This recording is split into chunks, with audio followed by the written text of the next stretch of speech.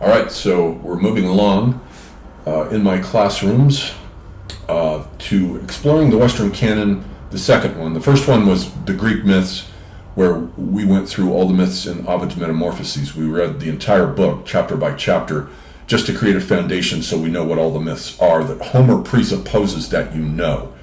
And so we're going to read through the Iliad chapter by chapter. Class begins on Saturday, December 7th at 2 p.m. MST. Each class is always 2 hours, and it's always recorded, so in case you missed the class, I can send you to your Gmail account the video, or whatever account you have.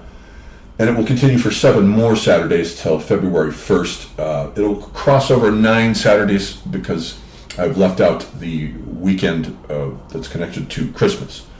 Okay, and then so we'll go through the Iliad, and the translation that we're going to read is the Stephen Mitchell translation, which came out, I think, 2012.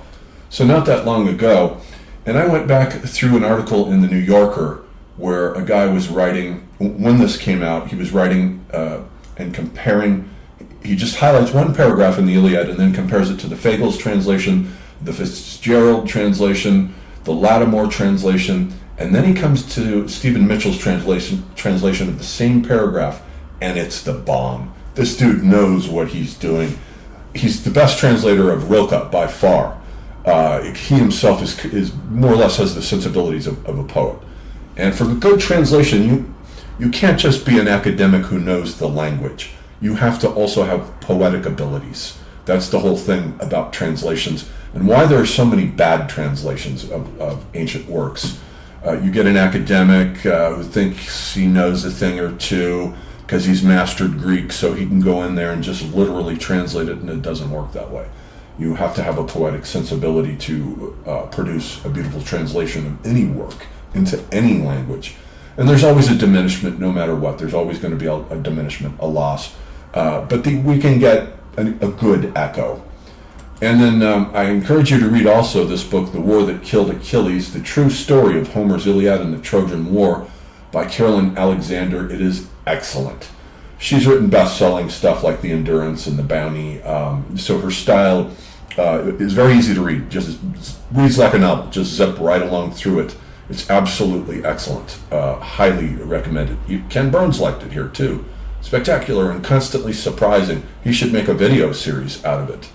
Okay, so there's 24 chapters in the Iliad, and that is not an accident. Homer is very well aware of astronomical and astrological cycles because he's aware, when we get to the Odyssey, which we'll read after the Iliad, of the 19-year Metonic cycle of Odysseus and Penelope, who represent the sun and the moon, which meet back together in a Metonic cycle every 19 years, and it involves lunar and solar eclipses and so forth.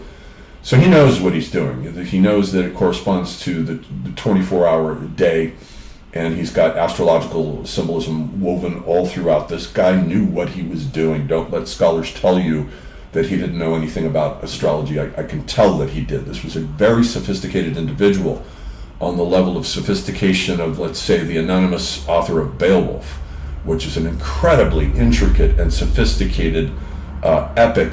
It's way more than the Robert Zemeckis movie about a dragon slayer myth, just like Moby Dick is way more than just an adventure story about finding a whale. That's why they make so many bad movies based on Moby Dick. Jaws apotheosized Moby Dick. There's no point in even bothering. That's just the greatest Moby Dick story we're ever going to get on screen. So anyway, so we've got the Iliad. So we've got 8 classes, so we have to do 3 chapters a week to keep up. So here's the curriculum divided along.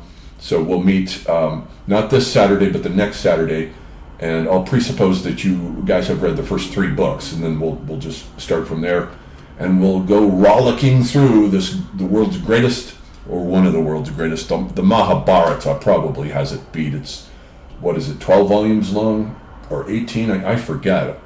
That's probably the greatest war epic of all time, but this is one of them too.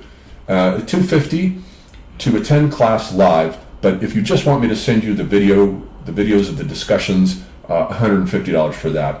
hit me up if you want to enroll. I would prefer that you went through me rather than through Teachable. They take out quite a huge chunk of that $250. So, and they'll also add tax to it. So it ends up being like $268 or something like that. So it's actually cheaper if you send it directly to me. $250 into my PayPal account at johndavidebert@gmail.com. And that's also my email address just for everything. If you want to contact me and ask me a question, that's where you go. And then there are other available courses. Because I have a basic subscription, they only ever allow me to advertise 3 courses at once because I refuse to pay their exorbitant fees for having all of my classes on here. We just are in the process right now, about halfway through our class on astrology. We finished up Mason and Dixon recently, and we had a great time with that. That is a masterpiece. Wow, was I was wowed. Wow, was I wowed by Mason and Dixon. And then we just finished the Greek myths. So if you want that, it'll just be $150, not $250, for me to send you the videos. Likewise for Mason and Dixon, $150 for the videos. And if you want to join the astrology class, I'll cut you a deal and just do $150 if you want to attend it live, since we've already done the first 3 classes. I do astrology readings. They cost $150 an hour for an hour on Zoom. It can be recorded if you want, and I can send you the recording. And I have quite a bit more classes. I think we're all the way up to class number 18 or 19 in my school, which has been up and running for 2 years, and we've been having lots of fun covering all kinds of topics. We read through Finnegan's Wake chapter by chapter. That was an accomplishment for our group, I must say. I had heard of a group of older people who had just finished reading Finnegan's Wake in a book club across, I think it was like 20 years or something, like some absurd thing like that. It's not that difficult. I mean, come on now. So yeah, that was a blast when we read through Ulysses, The Magic Mountain. We went through all the great German idealist philosophers, starting with Kant, Hegel, Schelling, Fichte, Schopenhauer, then Nietzsche. I have a series on understanding world history through philosophies of history like Spengler and Toynbee and Gebser and so forth. So there's all kinds of great riches that we're piling up here with my school. So if you want any of that, it's usually $150 per course, and I send you the videos through Gmail. Hit me up at johndavidebert@gmail.com. That's where to go if you also want me to do an astrology reading, or even just a spiritual consultation. I can do that as well if you don't want the astrology.